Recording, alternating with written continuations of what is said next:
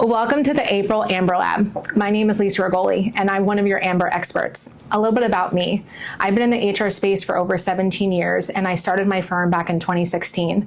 And my firm, Element of Change, specializes in helping organizations and leaders who are navigating through transitions. Transitions can be reorgs, mergers, acquisitions, or just potentially transitioning into a new role. I'm excited to dive into today's topic because I think regardless if you're in the corporate space or if you're in the entrepreneur space, this conversation is needed. And we're actually going to be diving into what I'm calling the shift. And the shift is happening, leading you through personal transitions and really making sure that you have clarity and confidence in whatever transition you can be going through. I listed out a few transitions just to kind of give you a ballpark. If you're like, am I in the right spot? You could be just recently promoted, but your team still sees you as a peer. You could be navigating the transition of being hired in a role, but having no playbook to help guide you through this transition. Maybe there's an outgoing leader that didn't set you up for success. Maybe you're building something new, but your nervous system is still on high alert from your previous role in the corporate space.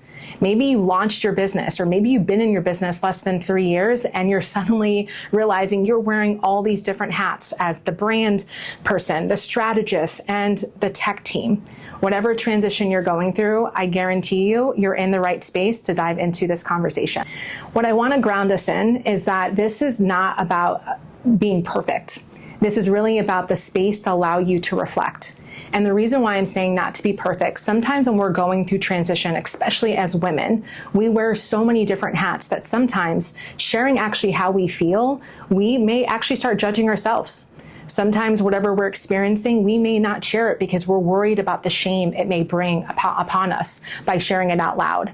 So I share that out loud because regardless of when you're listening to this, you're probably transitioning from the family swirl or the email stress or whatever's happening in your business. And I just want to ground you to make sure you know you're exactly where you need to be. And in order to do that, we need to do a little bit of a breathing exercise just to ground us in this moment. So what I want us to do is that we're going to take 3 different deep breaths here, and I'm going to guide you through it. I'm just going to actually play a little bit of music in the background. And what I want you to do, get as comfortable as you can in wherever you are in your space right now. Whether you want to lie on your back, sit crisscross applesauce, whatever feels right to you. And I want you to breathe in through your nose for 4 counts right now. 1, 2, 3, 4. And I want you to hold it for 4 counts. 1, 2, 3, 4. And out through your mouth. 1, 2, 3, 4. Let's repeat that again. Breathe in through your nose, 4 counts. 1, 2, 3, 4. Hold it for 4. 1, 2, 3, 4. Out through your mouth. 1, 2, 3, 4. Hopefully you should start to feel a little bit calmer as we transition into this conversation. First things first, as a leadership coach and an HR consultant, it's important for me to make sure that we always set our intentions going into any type of conversation. So the first thing I want you to keep in mind is that transitions don't just change our roles. They change how we see ourselves. We as women, we as leaders that are trying to figure out what we want to build, what we want to stand for, when change is happening, it changes within us. And it stirs up these questions and these stories and sometimes even doubts. And I don't want this to feel like therapy in any shape or form, but you may start to realize some of the things I'm going to walk you through today, it's going to bring you back to some different experiences and different stories that you're holding on to that's now surfacing because of this shift that you're experiencing. But again, what I want to remind you is that this space is not about perfection. This is really about the space to reflect on what your current shift is asking of you. I want to welcome you into what we call in our firm Element of Change, or we also do the acronym EOC, our 3 guiding principles. We believe that when you are going through a transition, you should focus on self, then move to others, and then move to organization. So from a self perspective, it's really thinking through the question of what's shifting internally and really creating awareness around what's happening within your body, what's happening with your thoughts. And this is the common step that we typically skip. We skip and we jump into others because it's a lot more comfortable to worry about everyone else. And then after you're able to do that with the relationships that you're trying to cultivate or reconnect with, you can dive into organization. Now, organization is the term that we use within our firm, but organization to you could be your business. Organization to you could be your community. What is that outward group that you're looking at? And the question you could be asking yourself is, what's the structure or system I'm trying to navigate? And it's really important to think of it in these three phases. And a lot of us will jump to others or organization first before actually doing the most important part, which is self. Which is why, dun, dun, dun, we're going to be spending our time really focusing on the self piece and really creating awareness on what are your motivators? What's motivating you about this transition? What's triggering you about this transition? And what are some of the blind spots that you may not be aware of that you need to now create awareness around that may be impacting your ability to show up in this transition? Because by the end of this, I want you to have a tool, a way in which you can leverage something to trust your decision-making whenever you're in this shift of a transition. But in order for me to dive into this tool, I want to first start off with the story. As I shared at the very beginning, I've been in the HR space for 17 years, 10 of it at Target, 7 at a healthcare company called DaVita, kidney dialysis. And while I was at DaVita, I had a boss who first started off as a mentor, someone who I had so much respect for. And then I got the opportunity to report into them. And we had an amazing 3 years of a working relationship as well as a friendship. I knew their family, they knew my family. So as you can imagine, when I found out they were leaving the organization to join a different organization as a CEO, I was actually happy for them because I knew this was something that they were working towards. They left on a Friday, and I got the dreaded call on a Monday that my role was eliminated. And as you can imagine, in that moment, my first thought wasn't, oh no, my role was eliminated. My first thought was, how come my friend, my mentor, my boss didn't give me a heads up? How could they have left on their own on this new chapter and almost left me behind to almost defend for myself? Now, I share this because this was the transition. This was the shift that was happening for me. And the story that I kept telling myself is, clearly I didn't matter to her. Clearly, I wasn't worthy of that friendship. And that hurt that I had, that story, I held on way longer than I should. And I later realized the fact was she left. And that maybe she didn't know how to say goodbye. And that maybe she was processing her own things as she was leaving. And maybe she didn't even know about the reorg. And there was something very freeing about letting that go and not putting the blame on her to allow myself to actually step into what does this mean for me and what's next? Because I know that I couldn't grow through this transition unless I noticed the story I was carrying first. And I share this story because I want you to be thinking about that as things that are going to be coming up for you in this conversation that you're probably holding on to, that you may need to shift the storyline so that way you can really step into this transition with confidence and clarity. Now, what you're going to notice in your webinar is you'll see this PDF attachment. This PDF attachment is going to allow you to actually write out all of these answers as you go along with me. Because the very first exercise is actually on page 1, and it's a self-reflection prompt exercise. And what I want to do is I'm actually going to give you about 4 minutes to answer the following 3 questions. And if you need to, I highly recommend it. Go ahead and light a candle, get comfortable. And I want you to think about the most recent moment that triggered something in you. So regardless of what transition you're going through, you could be in the corporate space, you could be leaving the corporate space, you could be building your empire right now, whatever it is, what's the most recent moment that triggered something in you? The second piece is, what story did you tell yourself? And the last piece is, where did you feel it? In your head, in your heart, or in your gut? Because going back to my story as an example, I felt it in my heart. I'm a connector. Relationships matter to me. So for me, I felt it in my heart. For some of you, you're going to notice whatever you write down, it may be in your head, it may be in your gut. But go ahead and take 3 minutes, 4 minutes actually, I should say, to fill out these responses. I'm going to set my timer. Happy journaling.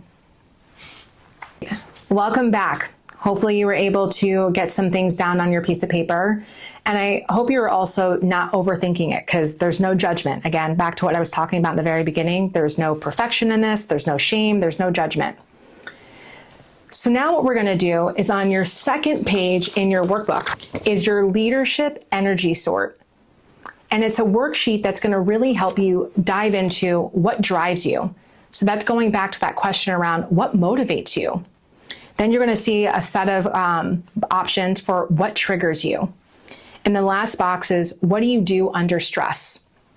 So you're going to go ahead, and I'm just going to give you a minute, and you're going to circle or check off the 3 statements that are most true for what drives you. Check 1 to 2 boxes for what triggers you, and then check as many that apply to what you do under stress. Don't worry about part 4 just yet. Just go ahead and take a minute and check off those boxes. Welcome back. So now what I want you to do is just take a look at your worksheet. What pattern do you notice? Is it telling you a story? Just to give you an idea, just in case if some of you're like, I don't know if I'm doing it right. That's like a natural human component of, are we doing it right? Thinking about my story that I just shared with my boss, my former boss, I should say. For me, what I notice and what drives me is centered around connection and feeling very appreciated and seen. And what triggers me is not feeling appreciated and not having the time to process information. And as much as I did want to check all the things off that stressed me, I actually focused on the withdrawal and the shutdown. Whenever I get upset, I notice that I just shut down. I don't want to talk. And these are great things to create awareness around, because as you're transitioning into whatever's happening in your life right now, it will help you see what are some of the ways that you're showing up and what's driving you to do that, or what's triggering you to shut down, or what's potentially triggering you to take control. What I want to now transition into is what I'm calling the reframe map. And I'm calling it Test Me, because let's be honest, we often get tested whenever we're going through some form of a transition. So we're going to read the slide from left to right. The first thing you're going to be really thinking through, based off everything you've already filled out in your workbook, is what's the trigger? Meaning, what just happened? What in that moment just happened that caused you to be triggered?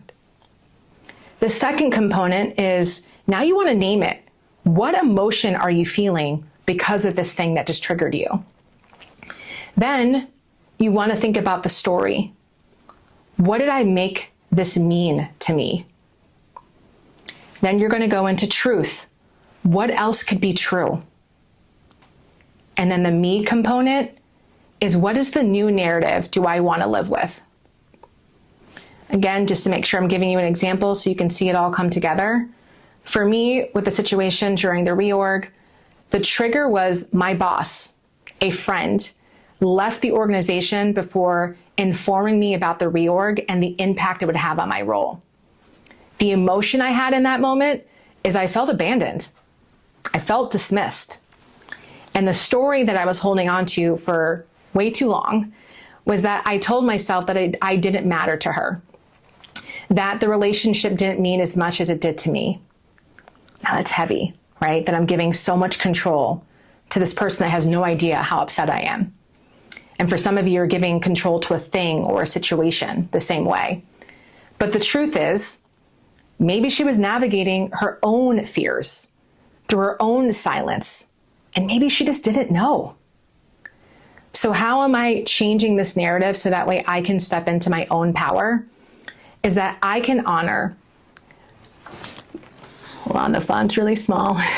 I can honor what our friendship was and still let go of that part of me that needs to feel closure by someone else's acceptance. And that's huge, because back to what I shared earlier around this may feel like therapy, I can share a bunch of different situations in my life where I felt the need to be accepted in order to feel like I can step in my own power, to put one foot in front of the other. I'm now taking my power back in this transition. And as a result of it, just as an example, as a result of it, I left that organization. As a result of it, I started my firm. And now my firm, 2.5 years in, has 18 employees because I'm taking the power back and not holding on to that narrative about a boss who I don't even know why they didn't tell me.